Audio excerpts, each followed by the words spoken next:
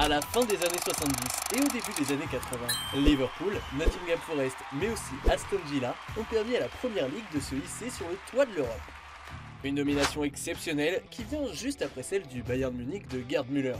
Durant 6 saisons, la concurrence se heurte à la supériorité de ces clubs anglais dont les effectifs sont garnis de talent.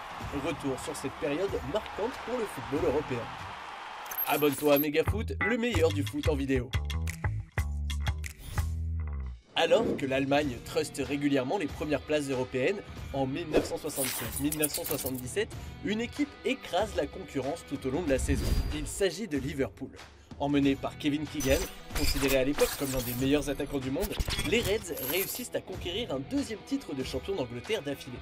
Pas encore rassasié, l'équipe emmenée par Bob Paisley s'impose également en Coupe des clubs champions, remportant ce trophée pour la toute première fois de son histoire. Opposé en finale au Borussia Mönchengladbach, Liverpool domine en effet l'équipe allemande de bout en bout grâce à des buts de McDermott, Smith et Neal.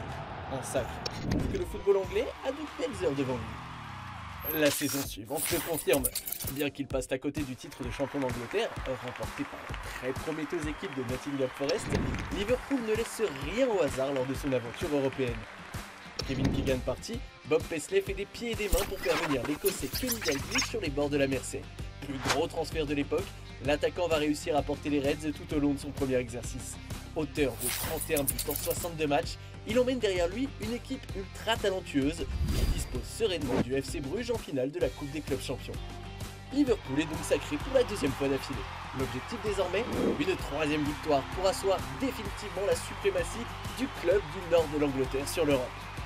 L'espoir sera de courte durée puisque les Reds sont éliminés dès le premier tour de la Coupe d'Europe 1978-1979. Un revers d'autant plus difficile à digérer puisque c'est le champion d'Angleterre en titre, tout juste promu en première division un an auparavant, qui élimine le club de la Mersey. Ce club, c'est le Nottingham Forest. Dernier représentant anglais à partir des huitièmes de finale, les Rouges et Blancs vont alors surprendre tous leurs adversaires. L'AEK Athènes en huitième, le Grasshopper Zurich en quart, puis le FC Cologne en demi. Tous vont se casser les dents et en faire les frais.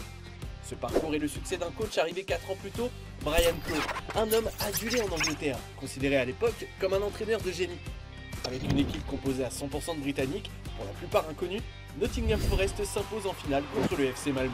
Une surprise retentissante dans la planète football, mais surtout la confirmation d'une domination anglaise qui prend de l'ampleur avec une troisième Coupe d'Europe des clubs champions remportée consécutive. Poussé par la concurrence sur le plan national, Nottingham Forest est devenu un grand club. Si durant la saison 1979-1980, le championnat est rapidement perdu par les hommes de clos au profit de Liverpool, en Coupe des clubs champions, l'exploit est réédité. Contre les Suédois Dusters et les Roumains d'Arges Pitești, la qualification pour le tour suivant est une formalité. C'est contre le Dynamo Berlin que les choses se gâtent.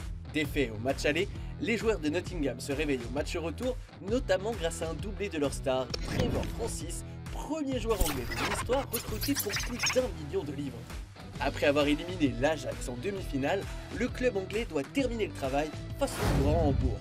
Face à eux, Kevin Keegan, Félix Magath ou encore Manfred Kals. Pas de quoi effrayer Nottingham Forest qui remporte une deuxième Coupe des clubs champions d'affilée, la quatrième de suite conquise par un club d'outre-Manche. Un véritable exploit.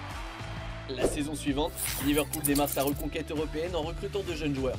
En championnat, les hommes de Bob Paisley déçoivent. En Coupe d'Europe, en revanche, la machine est bien huilée. Liverpool part en reconquête de la plus prestigieuse des compétitions.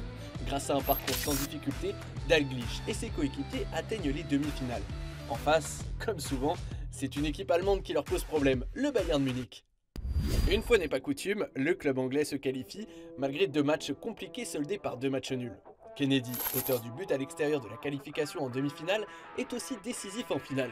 Face au Real Madrid, Liverpool s'impose 1-0 et conquiert sa 3e Coupe des clubs champions. 5 Coupes d'Europe conquises d'affilée par les clubs anglais, c'est bien, mais 6, c'est encore mieux, non? Pour la saison 1981-1982, les clubs anglais sont représentés sur la scène continentale par Liverpool, Birmingham et Aston Villa. Doté d'un groupe très restreint de seulement 15 joueurs, le coach des Villans fait des miracles. Aston Villa s'impose très facilement durant le premier tour face à une équipe islandaise, puis vient à bout du BFC Dynamo, avant d'éliminer le Dynamo Kiev en quart.